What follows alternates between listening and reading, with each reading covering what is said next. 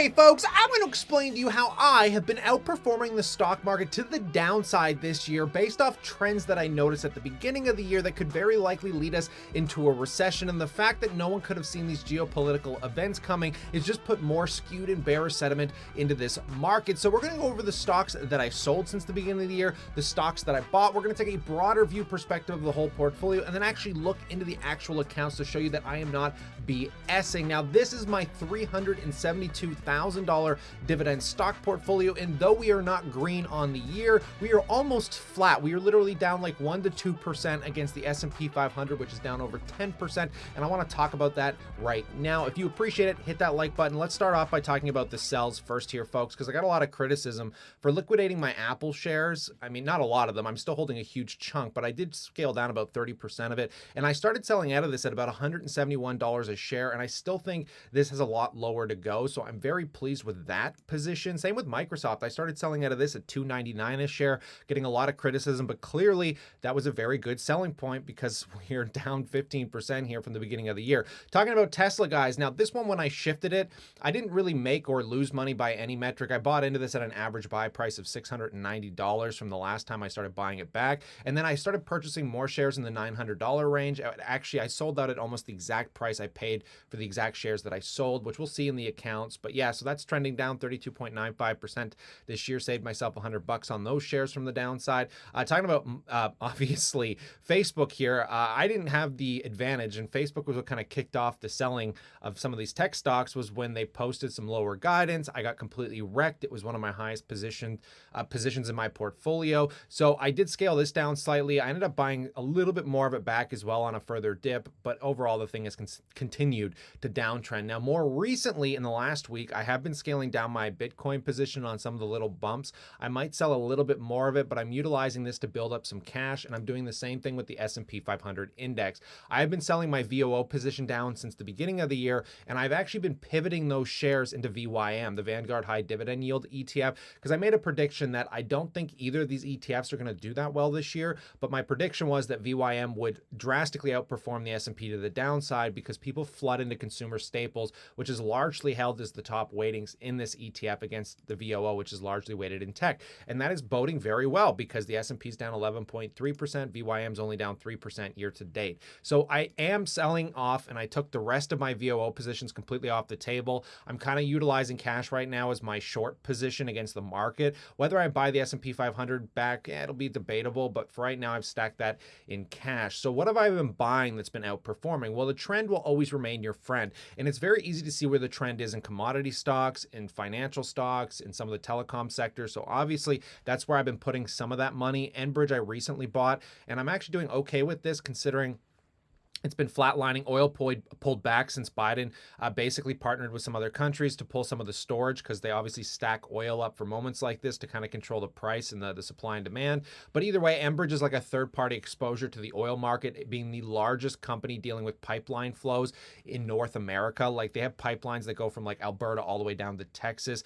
Great company that doesn't have direct exposure to oil production, but you do get the benefit of the flows and getting kind of commissioned on that, which is really nice with a huge dividend yield. So I recently bought that. Telus is one I've been buying since the beginning of the year, and this has been a phenomenal position. I mean, this thing's up 12% year to date. Royal Bank is one of the newest banks that I really heavily leaned into since the beginning of the year, and it hasn't done much for me. The position's been relatively flat. I still expect these to do okay, but the problem, guys, is, at least we're still outperforming the VOO to the downside. Not that that's a problem. It's probably a good thing. And then finally, smart centers. I added smart centers to complement my RioCam position as I've kind of shifted that tech money around, and this has also boded very well with this 5.6% yield. I was buying it at about a 5.8, 5.9%, and we are up on this one now since we bought it, and this one's also outperforming pretty nicely on the year. So bringing this into a full view picture to show you guys where I sit at, this is what the portfolio looks like today. Now, like the most drastic change by far is the reweighting of tech and obviously the scaling up of my utilities, because I felt like Enbridge complements stocks, Northland Power, Algonquin Power, and Southern Company very well from a diversification standpoint. And my utilities are continuing to outperform this year, and I think that's a trend that is going to continue. My cash position now sits at 6.3% of the portfolio.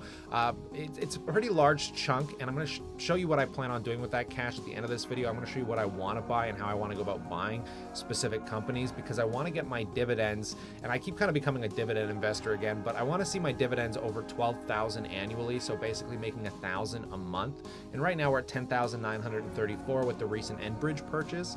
But outside of that, guys, my Bitcoin position is now down to about $6,200. It's kind of that risk-on investment. I still love Bitcoin. I still love Apple, Microsoft, Tesla. That's the whole tech weightings on this side of the portfolio. But I recognize, guys, these things just aren't going to do well for the next year. I figure until when the Fed perhaps just, rips us off like a Band-Aid and puts us into a recession to get rid of the short-term pain for long-term gain. Nobody really knows how this market's going to work out, but I think it's quite apparent that we're in a bearish sentiment market. So we'll see how this plays out. But either way, I've scaled the tech down just for that reason, and it's boded very, very well. Outside of that, guys, let's take a look at the actual individual accounts themselves to see where we currently sit from a cap gain standpoint, because a lot of you think I lie about my returns in this market. And just take a look. Literally everything that I bought on the Canadian side of the market this year is completely green. So that's wonderful. So the Canadian markets are just printing for us. In the US side, the only red that we've begun to see is from Medical Properties Trust, which has pulled back. And I kind of like this just for dividends. It's relatively volatile, but it's a medical, obviously, REIT. It's a medical hospital REIT. But outside of that, guys, Apple, I'm still up 800%, even though it's down. But you guys might remember this was like an $18,000, $19,000 position. Same with Microsoft. So we did scale it down by 30%. And then VYM is the only one that I'm also red on. But because I've been buying it throughout the year, we're not down nearly that much against the S&P 500. And I might continue to buy into some of this because you can see the cash weighting in here now, since it's about 5,200 US. But I haven't decided just yet. Now, in the RRSP, guys, I got rid of the VOO in here.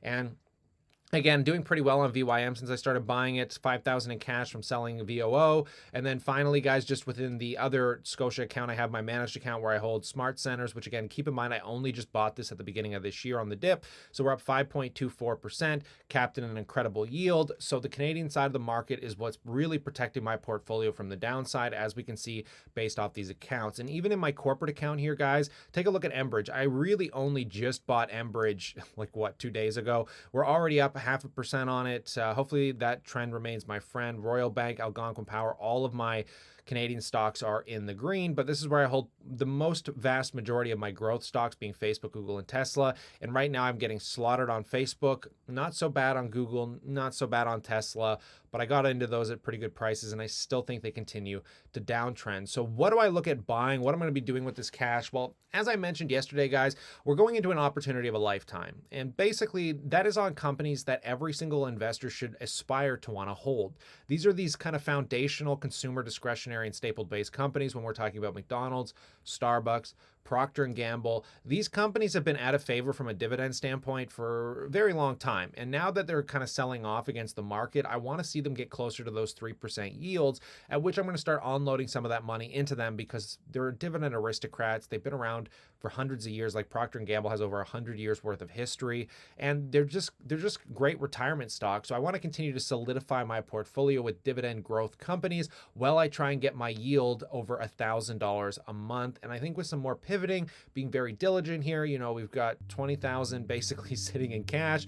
Even if we can get 3 to 5% on that, that should bring my dividends up another 600 to 1,000, which would get us very, very close. So if I can just keep hustling it up over the next few months, keep stacking cash, and kind of see how all of this plays out. And if it plays into my favor, who knows, maybe before I'm 30, I'm making 1,000 a month in dividends. But I pass that question off to you guys. This is how I'm playing the market. And as I mentioned, as I continue to outperform the market, whether it's to the upside or downside, I'm going to continue managing it day by day and not doing as much of a passive investing lifestyle, because I recommend everybody cost averages into the market.